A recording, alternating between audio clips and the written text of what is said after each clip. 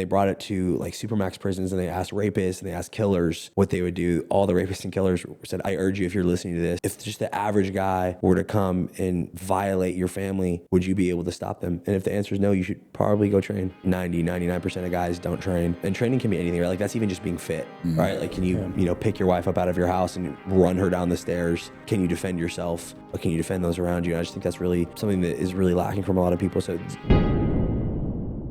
hey guys, thank you for tuning into the Patriot Point Show. Remember to like, comment, and subscribe. Enjoy the video. I think we're all a little bit traditional here, and a little more old-fashioned. I believe that, the man should be in that protector role, right? In that kind of protector provider role. Not that, I think, I agree completely that like things should be totally equal across society-wise, but just like physically, we are more capable, right? But just like certain situations that I've seen, like teaching martial arts for a long time, things along those lines, a lot of men don't train, right? Like I'm surrounded by a bunch of guys that train, or military, kind of in that sphere. That's kind of my circle. But that I'm in like a little nucleus. I'm in a very like bubble, right? And then when I peek outside of that, it's just fascinating to see that, the majority, 99% of the population doesn't train, right? I would say like 99% of guys don't train. And training can be anything, right? Like that's even just being fit. Right? Like, can you, pick your wife up out of your house and run her down the stairs, or can you defend yourself?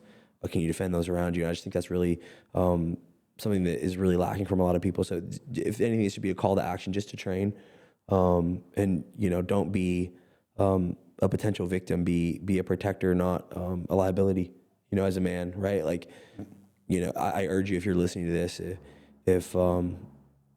if just the average guy were to come and violate your family, would you be able to stop them? And if the answer is no, you should probably go train, right? And also don't have that false sense of security either. I think a lot of guys, they think that like they're all of a sudden gonna like be able to defend themselves, especially if they're bigger guys, right? Like if you're like 6 feet tall, 6'2", 6'3", whatever, and you're 200 pounds, and you think, you were in college, you got in a scuffle or whatever, right? You think that you're gonna be able to defend yourself. Well, the guy that's coming after your family, he's probably more experienced than you. He's probably trained before, right? And I remember I was listening to a TED Talk, and you might have seen this one. But they interviewed there was a photo, a black and white photo of like a kind of two genderless forms, and one had the other against the wall, and they were strangling them. It was just kind of like a black and white cutout. Have you heard about this? And they brought it to like 500, just a double-blind study, whatever, with just random people off the street, that were, they pulled them into their, I don't know, it was a clinical study or whatever. Not a clinical study, but in their office, like psychology.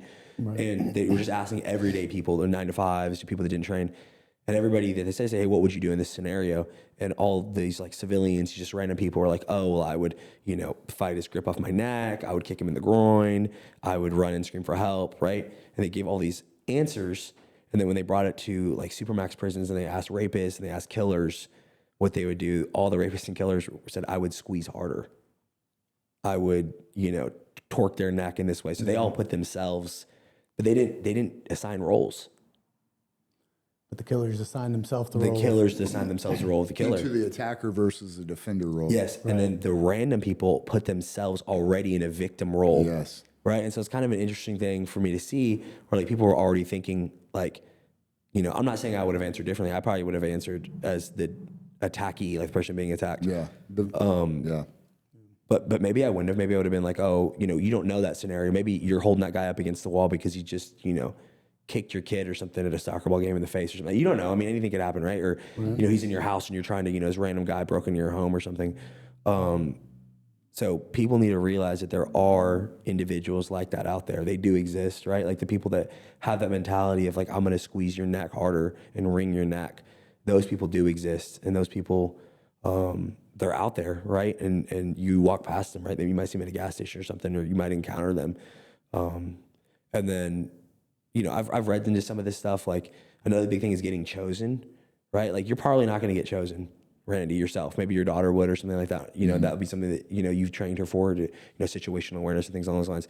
But you're a big dude, you're jacked, you're tatted, you look like military, got the camo hat with the backpack on that's got the Molly on it. Like if I saw you at a gas station, I'd be like, probably not that guy with the big truck with UDT on the back, and like the big with the SEAL trident and stuff. I'd be like, I'd probably come up and try to have a conversation with you, but it'd be a very friendly one, you know? Yeah. Or like Gordy, like, you know, not maybe as intimidating, but like you're still a big dude. You know what I mean? You have an air of confidence about you, right? Like you walk with your shoulders back, right? You know, or me with maybe cauliflower ears. Somebody says, oh, you know, but we're most likely not going to get chosen, but we've still trained ourselves. We don't present ourselves like victims. No, don't present ourselves like victims. Right. But then on the flip side, you know, you have those guys that are, you know, I see it like there was an active shooter scare. I texted you guys about it, you know, in downtown, and I was there. Nothing it ended up being a fight, loud noises. People thought there was an active shooter, but it was crazy to see these dads and moms, you know, 200 yards away, 100 yards away from where the building where this supposed active shooter was going, you know, SWAT's, you know, like I've never seen so many cops, right? Just cops. And they're standing there looking starstruck, not moving. You know, I saw one lady holding her daughter and was like, where's your dad? Where's your dad? Like 1 block away from where the supposed active shooter was. I was like, just take your child and egress out of the air. Like if that was my child, I would throw him over my shoulder and I would just sprint in one direction until I was 2, 3, 4 miles away.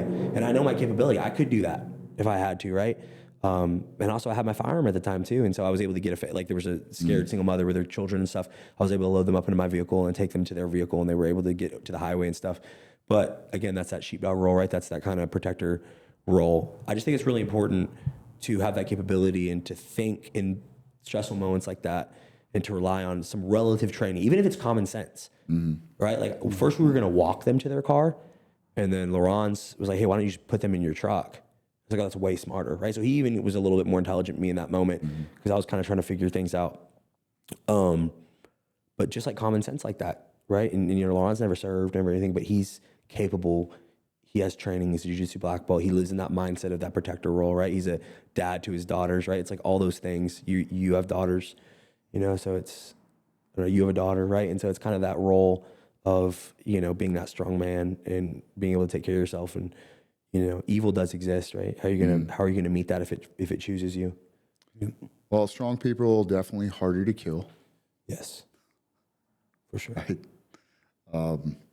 But I think, you know, your point to training is, you know, with training, to be specific, you should be somewhat physically fit so that you're capable of protecting others. And you're not just going to fall over from a heart attack, right? When shit hits the fan, right? You know, to your active shooter, you know, you're not just going to have a heart attack when you hear gunshots go off, right? And be a victim. If you carry a firearm, you should know how to use it. And you should, you know, more than just being physically fit, you should be able to protect yourself and others, right? So I should be able to protect myself, my wife, my children, my home, right? And that's, you know, a lot of men out there, I think to your point, Steffen, are excellent providers. Oh, yeah. Excellent providers. But not so many of them are protectors. Yes. Right? And we're called to be both. We're actually called to be even one more thing, leaders. Love that. Right? Love that, so Randy. Yeah. We're, you know, for our families as good Christian men. Yep. You know, I ask God every day, Lord, help me always to be able to provide for, protect, and lead my family. Love that. But to be able to lead them, I have to provide and protect them first. Oh, yeah. 100%. Now they'll want to follow me, right? Now they'll listen to me for that leadership. If I fell at the other two, why would they let me lead them? Exactly. Love that. So I think all those things go hand to hand together. Okay. You know? Yeah. Whole person concept. Yep. Well, when we, you know, it's funny. I used to talk to the SQT kids. I'd give them a speech called the man speech. But at first, I would kind of talk to them first about, like, you know, the core values of the Navy and its honor, commitment, and courage, right? But I would also ask them about, you know, integrity. And, you know, when people they kind of mix integrity and courage a little bit. They're kind of like, oh, it's doing the right thing when nobody's watching. Well, integrity in its original form meant whole or complete. And I would talk to them about, like, you know, I'd give them an example, like, you know, the old Roman centurion, right? Well, he'd have his troops lined up, and he would march down the row of troops. And when he would do that, the soldier would pop tall, bang his fist into his chest, and yell integros. Integros means integrity. Well, what was that centurion listening for? He wasn't just listening for the sound that well-oiled armor and shield made when he banged into his chest. He was also listening for the strength of the man's voice when he yelled integros. Because without both, that soldier wasn't complete. Right. So integrity means to be complete. It means to be whole.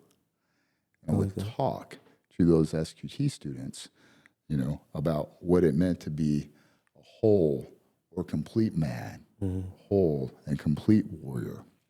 And it's funny, back then it was kind of like, well, what makes you a man? Well, is it fighting, fucking, and drinking? That's kind of what it was. What's cool is you're talking about,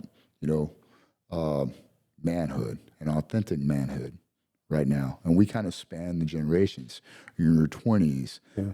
Gordy's in his 30s. I'm almost 50, right? So we kind of get to see that. When I was growing up, it was like, well, what makes you a man? Well, can you fight? Can you fuck? How many girls can you get? And can you drink? Well, that's not what makes you a man, right? That's not really it at all. Can you protect? Well, that's different than fighting, right? We have fighting skill, but can I protect? Not just myself, but others, right? Drinking, who gives a shit about that? Can I abstain? Can I stay away from that, right? When I need to show up the next day, right? When it comes to fucking, well, fuck, any male can sleep with as many women as they want. You know what it takes to be a man? To honor a commitment that you made for the rest of your life to your wife. Definitely. So these are things that I would talk to them about. And I think it kind of goes along with like your training. Well, training is part of being that whole and complete man. Oh, yeah. Hey guys, thank you so much for watching. Hope you enjoyed that. You check out our social medias. They're linked in the bio below. We're building something really special with the Patriot Point community, and we'd love for you to be a part of it. Thank you.